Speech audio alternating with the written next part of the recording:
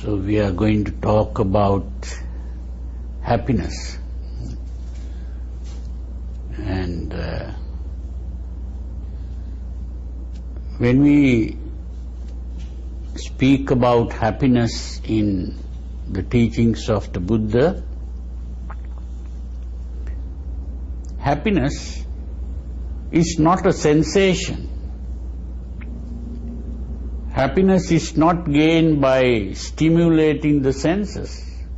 Happiness is a state of mind. And that state of mind is a state that is not disturbed. Mental disturbance is unhappiness.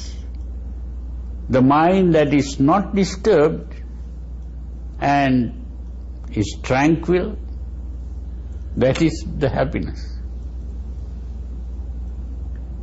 So how do we get our mind disturbed? Our mind is disturbed mainly because we are reacting to stimulation of the senses. When the senses are stimulated, we react to it. And that is a disturbance.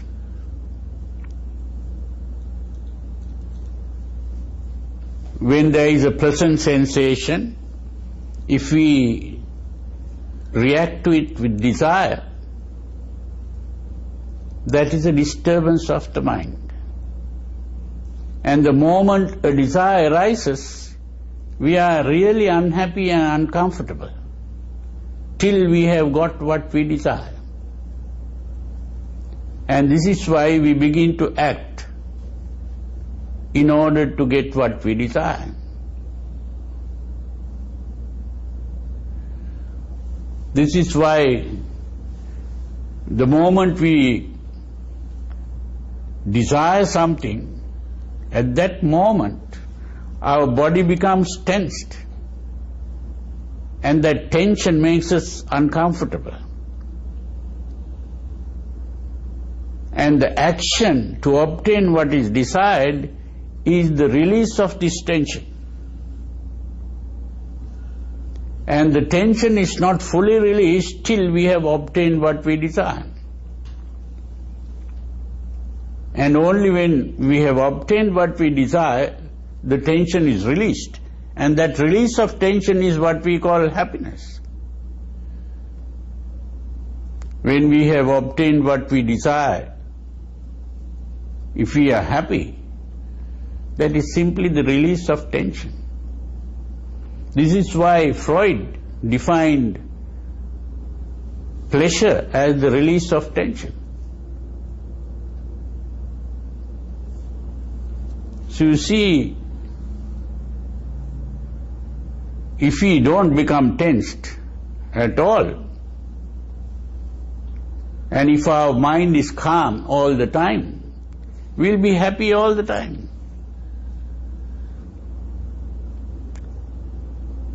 And that state of calm is something that is already here, that we lost when we got excited.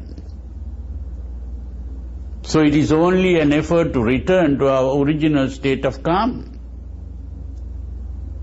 But we have forgotten that real happiness is already there inside us. And we are seeking happiness outside. So this is why the Buddha pointed out that true happiness comes through purification of mind and tranquility of mind. So the whole practice of the teaching of the Buddha is an effort to purify the mind. Now, purifying the mind means that we free the mind of emotional excitement, emotional agitation. So the real happiness we try to acquire through purification of mind.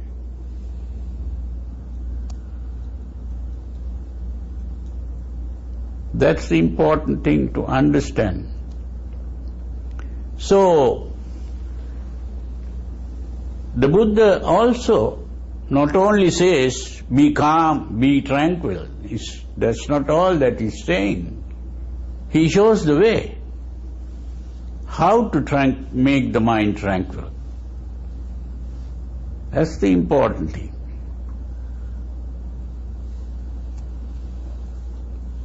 To make the mind tranquil is very important to realize that our emotions cannot be controlled by reason. Just reasoning out that certain things are bad or certain things are good, that is not going to help us very much. And once we acquire this harmonious perspective, then our goal has to change. Our goal in life is not going after pleasures, but happiness, which is the state of calm, tranquility. And this goal of tranquility is what is called nirvana. Nirvana. Nir is not another kind of heaven to go into. It is really, nir means non, vana means shaking, movement, which is the stillness of the mind. And nirvana is the mind that can never be shaken, the unshaken mind.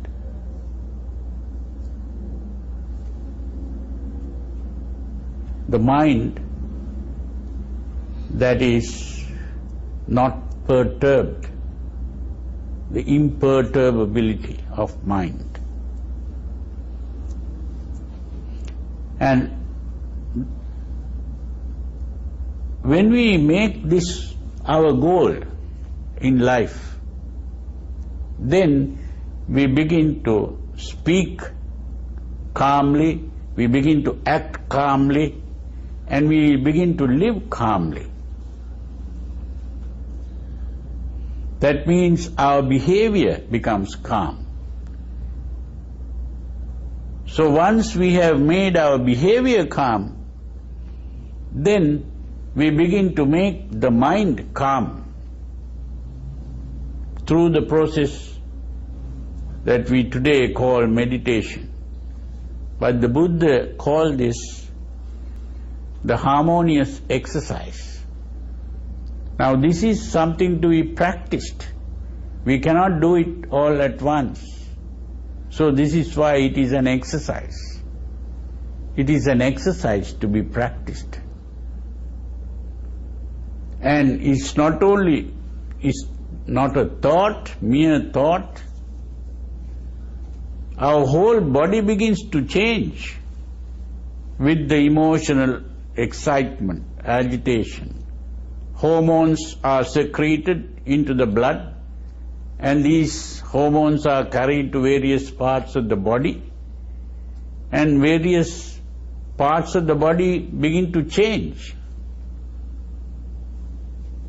in the behavior. And tension arises in the body, and that tension makes us uncomfortable. So every emotional excitement produces tension in the body, and we become uncomfortable. It is only the release of tension in action which comes from the emotion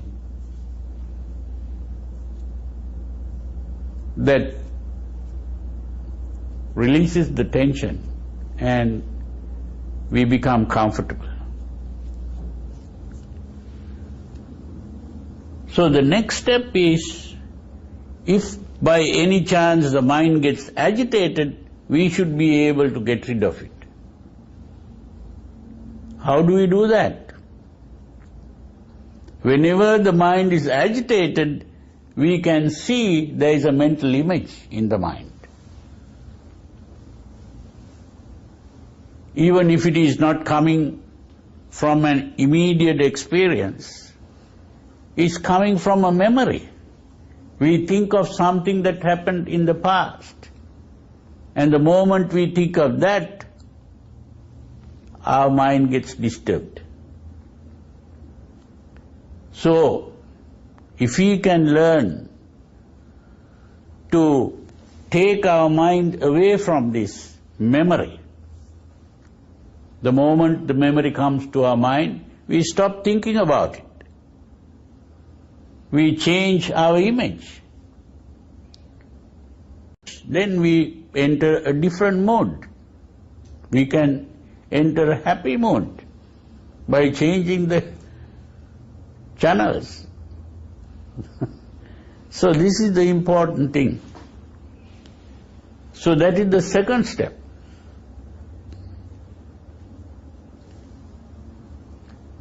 So the withdrawal of attention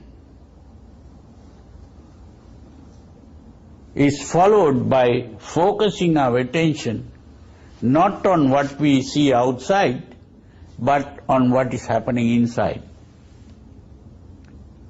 We focus our attention on our body first to see whether the body is moving or whether it is tensed. And so as we begin to observe the tension in the body or the movement in the body, that stops. It's simply the focusing of attention on the body helps us to relax and stop the movement. That is also something to be practiced. And this practice is what is today translated as mindfulness. This is not mindfulness. This is what I call introversion of attention. So this way we are beginning to become aware of this whole reaction of the organism. We are simply organisms in an environment. And as organisms we are simply reacting unconsciously to environmental stimulation. We are not even aware of it. So this way we begin to become aware of this. An organism is like a machine. It's just happening. And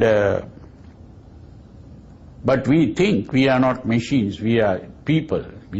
There is a person inside me, the self, that is doing these things, thinking and acting. But actually, we are simply like machines or robots, simply reacting to external stimulation. Now there are these machines, you can put a coin and press a button and something comes out. In a similar way, I can press a button in you and I can tell you what is coming out. So it's a thing like that. So it's very easy to make a person angry if you want. Say something that makes that person angry. That is the machine working. That's what it is. Or a desire rising, or a fear rising. All that is working like a machine. So what we are trying to do is to stop being a machine. That's the important thing.